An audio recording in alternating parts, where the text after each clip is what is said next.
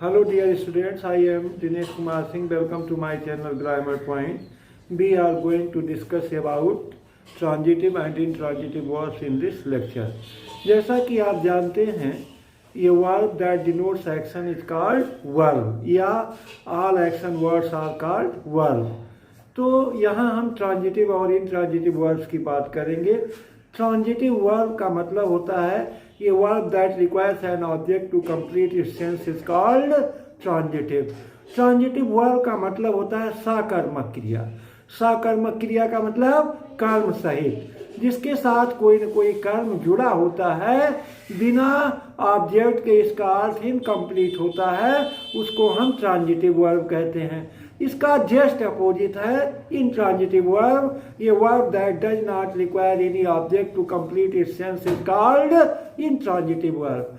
तो आज हम इसी के बारे में चर्चा करेंगे। अब हम चलते हैं वन बाय वन करके, इसका देख लेते हैं। पहला transitive verb. First of all हम डिस्कस करेंगे transitive verb.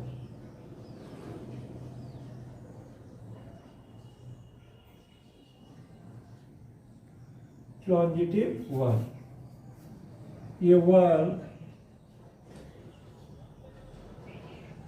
that requires an object to complete its meaning. To complete its meaning is called transitive verb.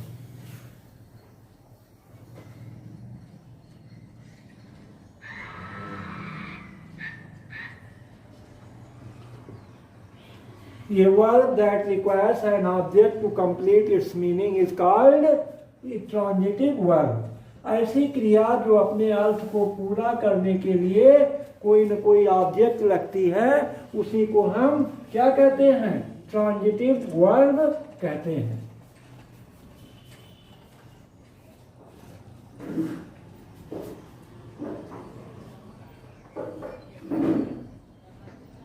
It has no complete sense without object. Without object, बिना object के इसका पूरा अर्थ नहीं होता है, तो इसको हम क्या कहते हैं? ट्रांजिटिव वर्ब कहते हैं। जैसे सीता राइट्स, सीता लिखती है। अब क्या लिखती है? सीता राइट्स। ये वाक्य क्या है? इनकम्प्लीट है। क्या है? इनकम्प्लीट है। क्या जोड़े हम? ये लेटर। सीता राइट्स, ये लेटर। सीता एक पत्र लिखती है। लेटर, ये लेटर क्या है? ऑब्जेक्ट है। तो राइट्स यहाँ क्या है? ट्रांजिटिव वर्ब है। राइट्स क्या है? ट्रांजिटिव वर्ब है। दूसरा,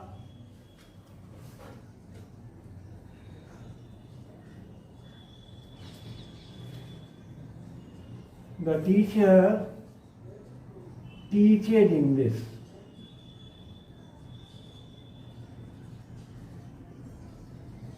The teacher teaches English. अध्यापक अंग्रेजी पढ़ाता है। तो टीचर यहाँ ऑब्जेक्ट क्या है इसका? इंग्लिश है। अगला, Ram reads a book. Ram reads a book. अगला, Radha cooks the food. Radha cooks the food. Radha खाना पकाती है। Radha cooks the food. Radha क्या करती है? खाना पकाती है। He wrote a letter. तो एग्जाम्पल हमने ले लिया। अगला, Priya has broken the glass. Priya has broken the glass.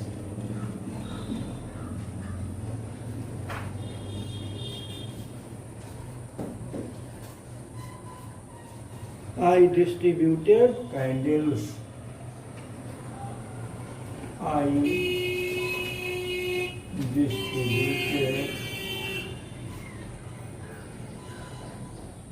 candles.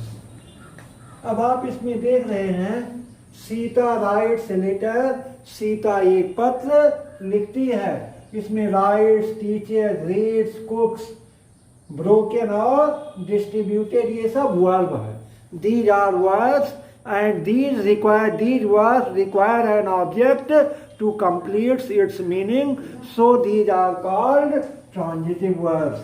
इसमें writes, teacher, reads, cooks और broken, distributed इन verbs को अपना अर्थ पूरा करने के लिए किसी न किसी ऑब्जेक्ट की आवश्यकता है, किसी न किसी ऑब्जेक्ट से जुड़ा हुआ है. इस नाते ये ट्रांजिटिव वर्ब या सकर्मक क्रिया है. इसको ट्रांजिटिव वर्ब्स या सकर्मक क्रिया कहते हैं. अब हम चलते हैं दूसरा intransitive verb.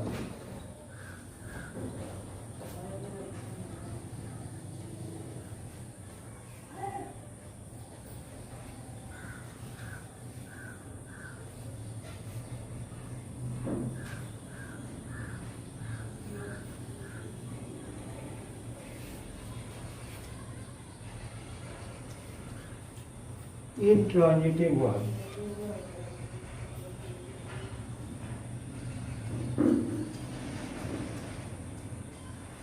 Intransitive verb, a verb that does not require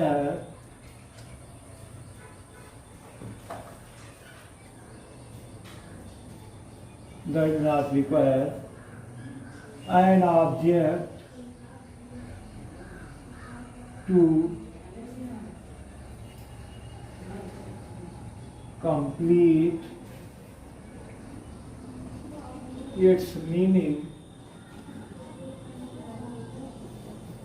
complete its meaning, but makes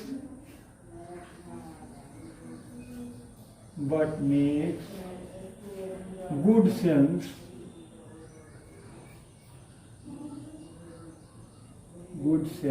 itself, is called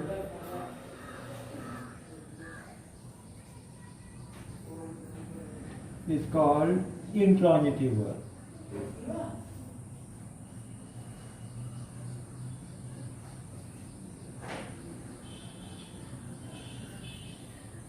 A verb that does not require an object to complete its meaning but makes good sense itself is called intransitive verb. आकर्मक क्रिया, इसमें कोई क्रिया नहीं जुड़ी होती. It has no object. इसमें कोई object नहीं होता है. It has no object. इसमें कोई ऑब्जेक्ट नहीं होता है. जैसे the birds fly, चिड़िया उड़ती हैं. The birds fly in the sky. The birds fly in the sky.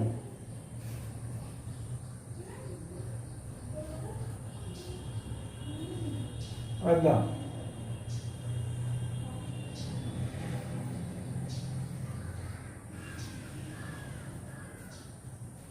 the boys are playing.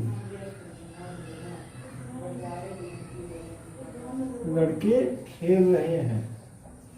इसमें कोई ऑब्जेक्ट नहीं है. The child is crying.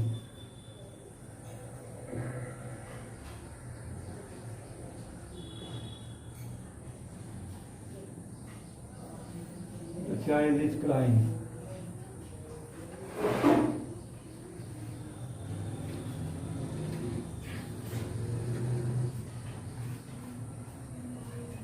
He climbs up the tree. He climbs up the tree.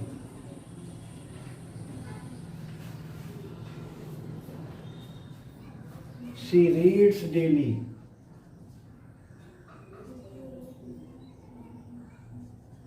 She reads daily. We get up in the morning.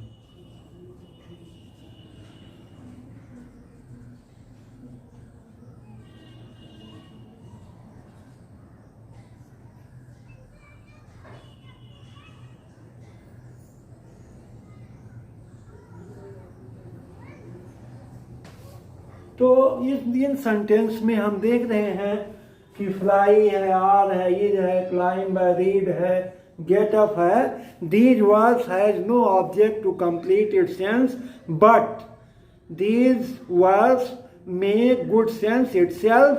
यह अपने आप में ही पूरा अर्थ व्यक्त करती हैं. इसको हम इंट्रांजिटिव वर्ब कहते हैं.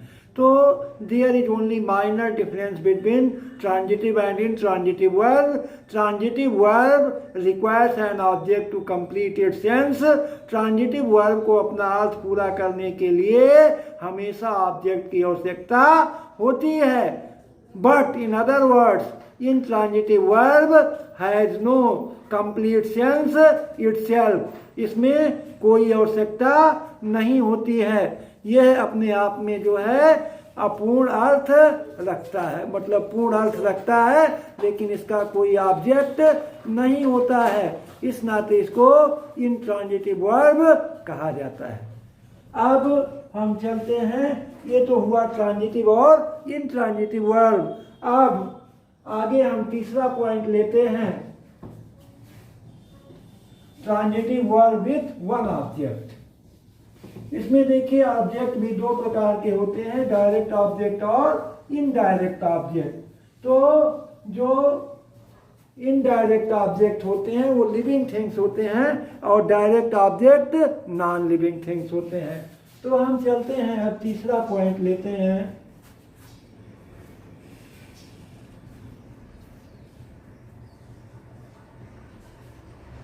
Transitive verb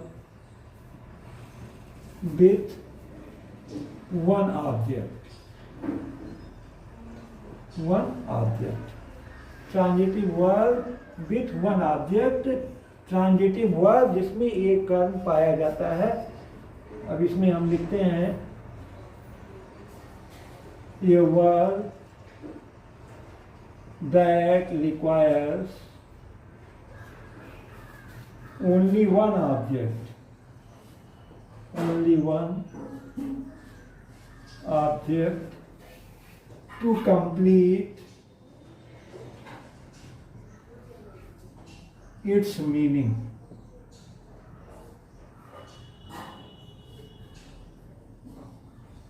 To complete its meaning is called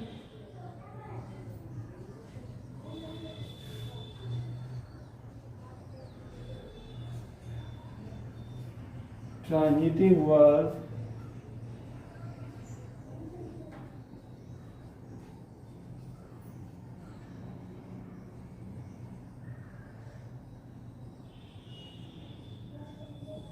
with one object.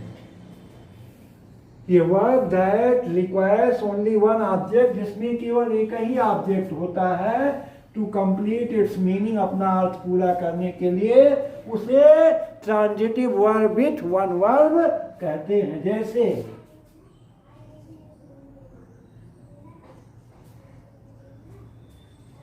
Ram learns his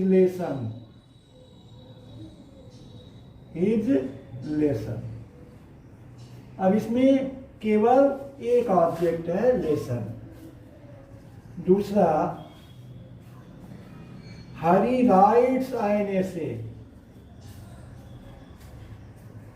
Hari writes an essay. Hari writes an essay. तीसरा,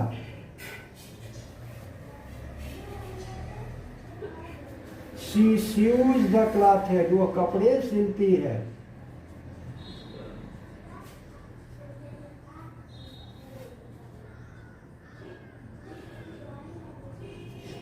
The cobbler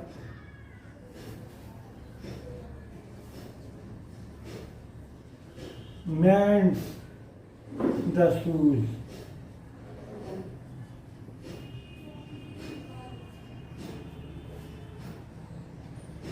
B.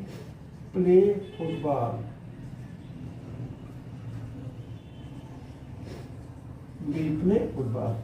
So in above sentences we can see that his lesson and essay, clothes, shoes और football, ये सब आपके केवल एक ही object हैं।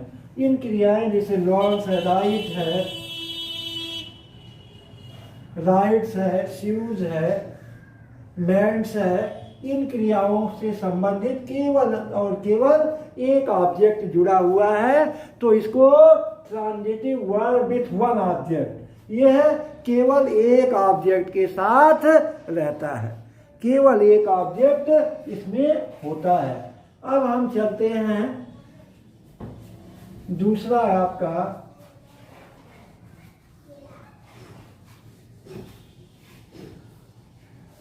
Transitive verb with to object.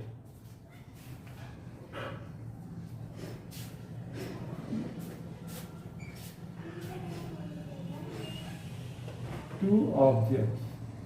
Transitive verb with two objects. A verb that requires two objects.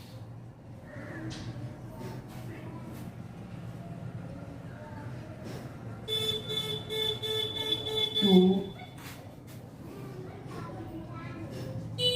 complete its meaning is called transitive verb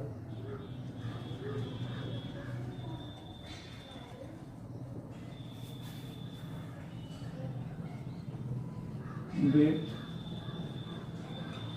two objects। जैसे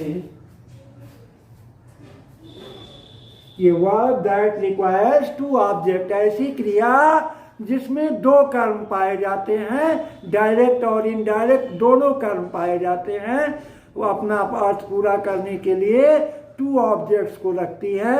इसको हम intransitive verb with two objects कहते हैं। जैसे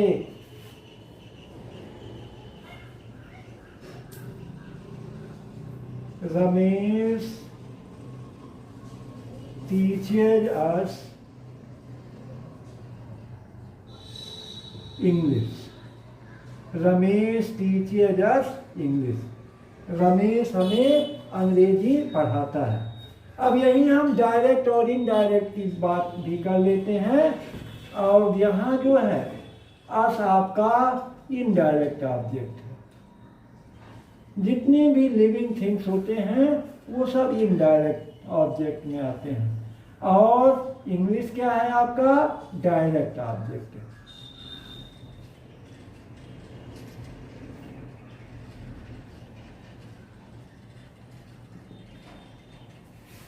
तो Ramesh teachers अस English, Ramesh हम लोगों को इंग्लिश पढ़ाता है। अगला माई फादर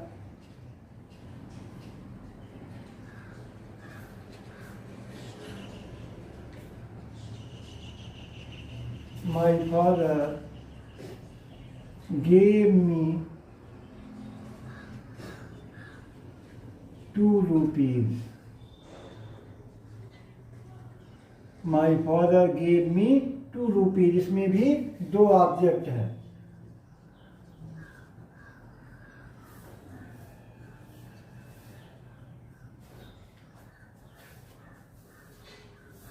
अगला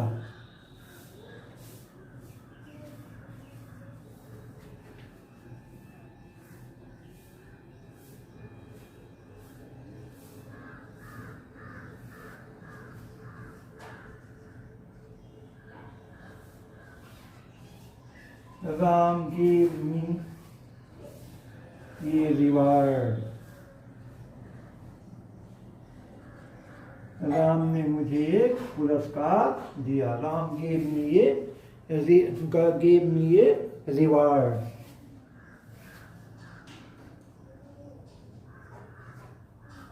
अगला, my father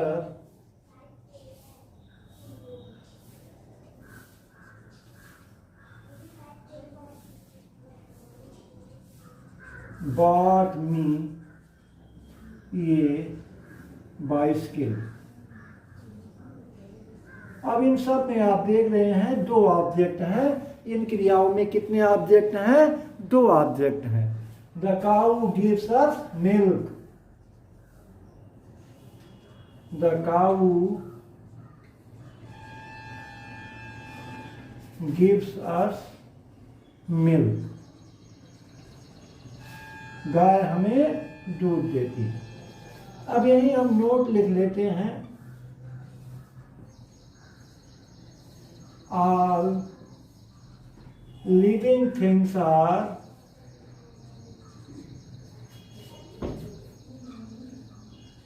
indirect object.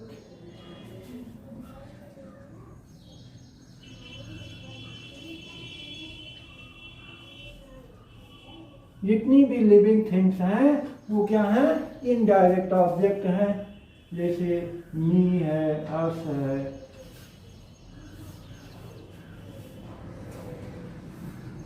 हर है,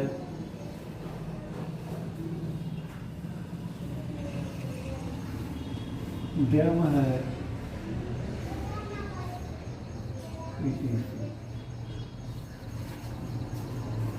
और note number 2,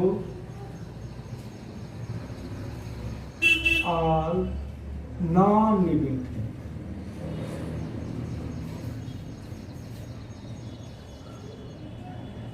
Living things are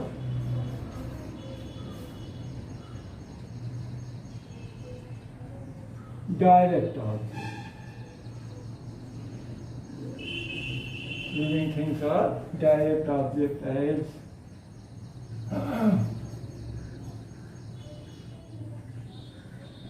English है, bicycle है,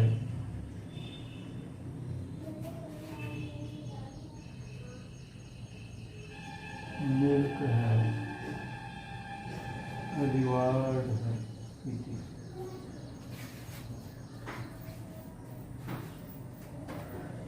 ये आपका इनडायरेक्ट ऑब्जेक्ट है। तो इस तरह से हम लोगों ने इस लेक्चर में ट्रांजिटिव वर्ब, इनट्रांजिटिव वर्ब और transitive verb with one object और transitive verb with two objects के बारे में अध्ययन किया। अब अगले लेक्चर में रिमेनिंग पार्ट्स को हम डिस्कस करेंगे। Thanks for watching the video.